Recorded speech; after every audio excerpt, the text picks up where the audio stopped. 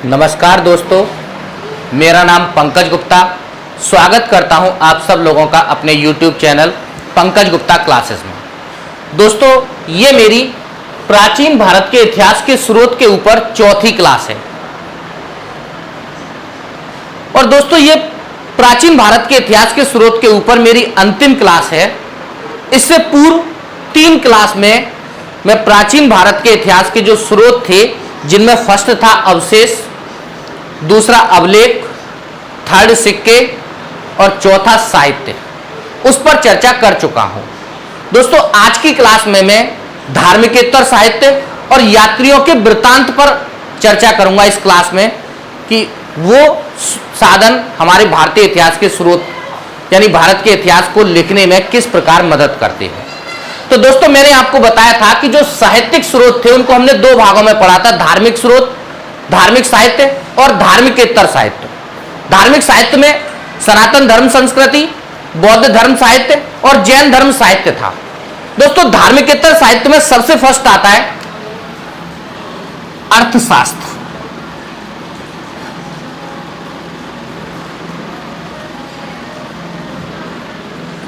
दोस्तों, ये जो अर्थशास्त्र पुस्तक है, ये कौटिल्य के द्वारा लिखी गई है।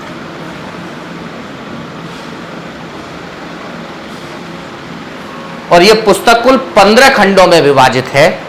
दोस्तों, इस पुस्तक से हमें मौर्य साम्राज्य के राजनीतिक जीवन पर जानकारी प्राप्त होती है कि मौर्य साम्राज्य में राजनीतिक व्यवस्था क्या थी, किस तरीके से इकाइयों को संगठित किया गया था। इसके साथ साथ ये जो अर्थशास्त्र पुस्तक है, यह पुस्तक मौर्य साम्राज्य की कर व्यवस्था पर भी प्रकाश डालती है, लेकिन अधिकतर इस पुस्तक का जो आधार है वो राजनीतिक है। दोस्तों, मौर्य साम्राज्य आपको पता ही होगा, ईसा पूर्व 3री सदी में चंद्रगुप्त मौर्य के द्वारा स्थापित किया गया था। और जो कौटिल्य थे यानी विष्णुगुप्त थे, वो वास्तव में मौर्य साम्राज्य में प्रधानमंत्री के पद पर थे। तो दोस्तों, पहली जो पुस्तक थी धार्मिकेतर साहित्य में, वो है अर्थशास्त्र। दूसरी जो महत्वपूर्ण पुस्तक है वो है अभिज्ञान शाकुंतलम।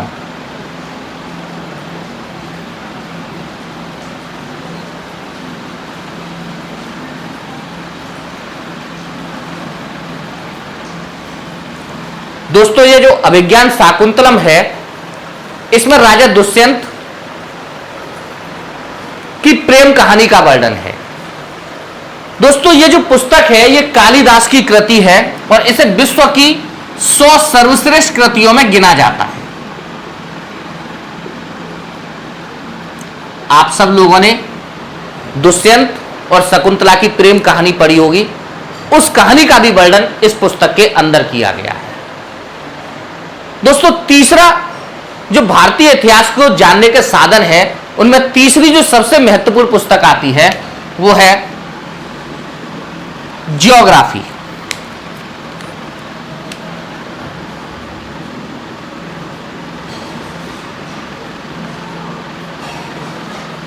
दोस्तों, ये जो ज्योग्राफी पुस्तक है ये यूरोपियन भाषा में लिखी गई है और टालमी के द्वारा इस पुस्तक का रचना की गई।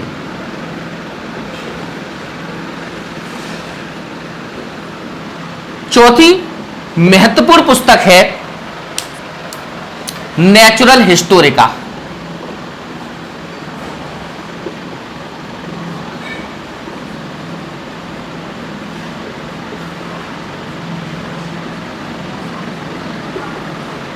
दोस्तों, ये जो नेचुरल हिस्टोरिका पुस्तक है, इस पुस्तक की रचना प्लिनी के द्वारा की गई। और आपको मैं एक बात और बता दूं, अर्थशास्त्र और अभिज्ञान शाकुंतलम ये दोनों पुस्तक संस्कृत भाषा में लिखी गई हैं, जबकि ज्योग्राफी यूरोपियन भाषा में है।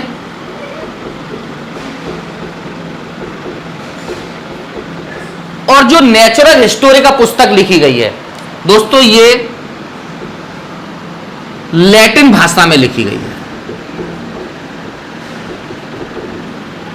और इस पुस्तक में भारत और इटली के बीच जो व्यापार था, खासकर रेशम मार्ग का जो व्यापार था, उस व्यापार का वर्णन इस पुस्तक के अंदर किया गया है। दोस्तों, इसी क्रम में एक और महत्वपूर्ण पुस्तक आती है जिसका नाम है इंडिका।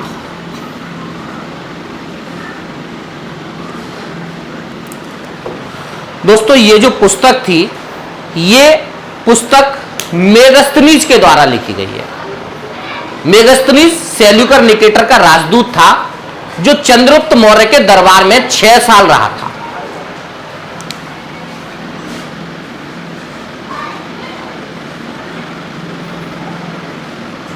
और दोस्तों इस पुस्तक में मौर्य साम्राज्य के विषय में आपको जानकारी प्राप्त होती है। लेकिन एक दुख की बात यह है कि इस पुस्तक का जो संस्करण था वो अब उपलब्ध नहीं है। कहीं कहीं इसके कुछ पेज हम लोगों को प्राप्त होते हैं, जिसके आधार पर हम लोग इतिहास में इसका प्रयोग किया गया। दोस्तों ऐसे ही एक और महत्वपूर्ण पुस्तक है जिसका नाम है राजतरंगिणी।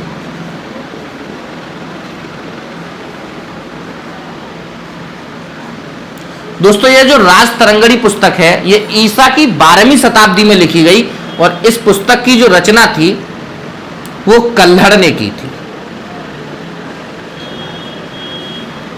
यह पुस्तक भी संस्कृत भाषा में है और इस पुस्तक में जो कश्मीर के राजाओं का इतिहास है, तो अगर आपको कश्मीर के राजाओं के इतिहास के विषय में जानकारी चाहिए तो राजतरंगिणी उस कश्मीर के राजाओं के विषय में विस्तृत आपको जानकारी देती है। इस पुस्तक में राजतरंगिणी के अंदर कश्मीर के जितने भी लगभग राजा हुए उन सभी का व्यवस्थित विवरण दिया गया। तो दोस्तों ये कश्मीर के इतिहास पर प्रकाश डालती है।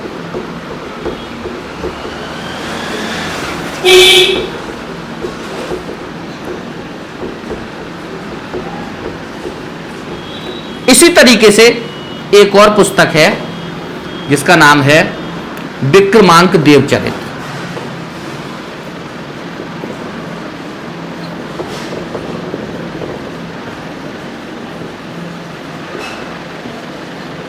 दोस्तों ये जो पुस्तक है विक्रमांक देवचरित, इसकी जो रचना है वो बिल्हड़ के द्वारा की गई है।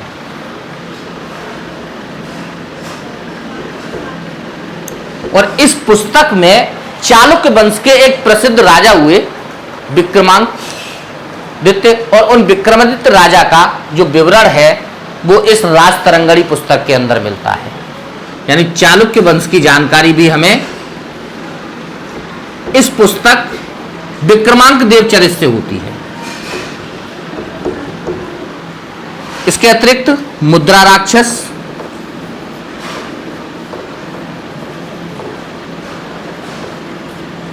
मुद्रा राक्षस की जो रचना है वो विशाखा दत्त के द्वारा की गई है।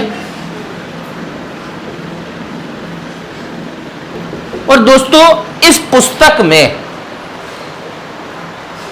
जो विष्णुगुप्त, जिनको हम लोग कौटिल्य चाणक्य बोलते हैं, चंद्रगुप्त मौर्य के दुश्मनों के खिलाफ उन्होंने जो चालें चली, उन चालों का वर्णन इस मुद्रा राक्षस पुस्तक के अंदर दिया गया है। यानी ये मुद्रा राक्षस पुस्तक भी मौर्य वंश के विषय में आपको जानकारी प्रदान करती है।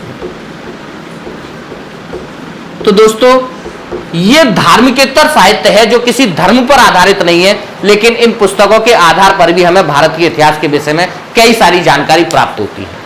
दोस्तों कई बार इनके लेखकों के नाम पूछ लिए जाते हैं, कई बार इन पुस्तकों के अंदर किसका वर्णन है ये एग्जाम में पूछा जाता रहा है।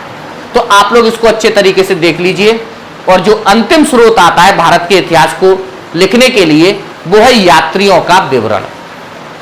तो दोस्तों यात्रियों के विवरण पर और हम लोग चर्चा कर लेते हैं कि यात्रियों के विवरण से किस प्रकार हमें मदद मिलती है। दोस्तों प्राचीन भारत के इतिहास में दो महत्वपूर्ण यात्री हुए जिनका विवरण भारत के इतिहास में बहुत महत्वपूर्ण माना जाता है, जिनमें सबसे फर्स्ट आता है फाहियान,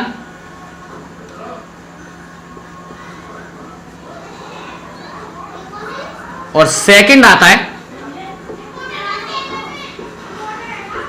हेनसांग। दोस्तों ये जो फाहियान था इसका जन्म सन 337 ईस्वी में हुआ था चीन में। और जब ये चीन में बिना पिटक को पढ़ रहा था तो इसने महसूस किया कि ये बौद्ध ग्रंथ अपने आप में पूर्ण नहीं है, तो ये अन्य बौद्ध ग्रंथों के लिए भारत आया था सन 399 ईस्वी में, और 399 ईस्वी से लेकर के 412 ईस्वी तक यह भारत में रहा। और उस समय चंद्रगुप्त द्वितीय का, गुप्त वंश के जो शासक थे चंद्रगुप्त द्वितीय, उनका भारत में शासन था। तो दोस्तों यह सबसे पहले चीन से होता हुआ नालंदा पहुंचा, गांधार, गांधार से तक्षशिला, तक्षशिला से मथुरा, वाराणसी होता हुआ नालंदा पहुंचा। दोस्तों फाहियान 2 साल तक उसने नालंदा विश्वविद्यालय में बौद्ध धर्म ग्रंथ का अध्ययन किया। उसके बाद ताम्रलिप्ति बंदरगाह पहुंचा जो कलिंग में था, और वहां से श्रीलंका होते हुए वापस चीन लौट गया। इस तरह से 399 ईस्वी से लेकर 412 ईस्वी तक यह भारत में रहा। और 13 साल जब ये भारत में रहा तो इसने भारत में जो कुछ भी देखा, भारत की सामाजिक स्थिति जैसी भी देखी, उसका एक पूरा विवरण लिख छोड़ा है। और उस विवरण के आधार पर भारत के इतिहास के विषय में हमें बहुत सारी जानकारी प्राप्त होती है, और खासकर चंद्रगुप्त द्वितीय के विषय में तो बहुत सारी जानकारी हमें फाहियान के विवरण से मिलती है। दोस्तों जो दूसरे महत्वपूर्ण यात्री था, विदेशी यात्री, वो हेनसांग था। इसका भी जन्म सन 602 ईस्वी में चीन में हुआ था। और दोस्तों ये जो प्रसिद्ध शासक हुए हर्षवर्धन, उनके शासनकाल में भारत आया। दोस्तों हेनसांग को बौद्धों का राजकुमार कहा जाता है, क्योंकि बौद्ध धर्म की इन्होंने बहुत ज्यादा शिक्षा ग्रहण की थी, बहुत ज्यादा बौद्ध धर्म के ऊपर इन्होंने ज्ञान था, और इनके ज्ञान के आधार पर ही इनको हेनसांग को बौद्धों का राजकुमार कहा जाता है। दोस्तों ये भी 12 साल भारत में रहे, और भारत में जब ये सबसे पहले गांधार, तक्षशिला होते हुए जब कन्नौज पहुंचे, तो कन्नौज में उस समय हर्षवर्धन का शासन था। तो इन्होंने अपनी पूरी यात्रा का विवरण, एक इनकी प्रसिद्ध पुस्तक है जिसका नाम है CU की। दोस्तों कई बार ये क्वेश्चन पूछा गया है, CU की ये पुस्तक किसकी लिखी हुई है? तो ये जो CU की पुस्तक है ये हेनसांग के द्वारा लिखी हुई है। और जब हेनसांग चीन से भारत आए, नालंदा विश्वविद्यालय पहुंचे, तो इन्होंने जो पूरी यात्रा की, उस यात्रा का विवरण इस पुस्तक के अंदर मिलता है। तो दोस्तों ये जो पुस्तक है, ये पुस्तक भी प्राचीन भारत के इतिहास के ऊपर विशेष जानकारी हम लोगों को प्रदान करती है। तो दोस्तों ये थे 2 महत्वपूर्ण यात्री जिनके आधार पर हमें प्राचीन भारत के इतिहास में जानकारी मिलती है। तो दोस्तों प्राचीन भारत के इतिहास के स्रोत पर यह मेरी चौथी और अंतिम क्लास थी। नेक्स्ट क्लास में हम लोग सिंधु घाटी की सभ्यता को पढ़ेंगे। Thank you.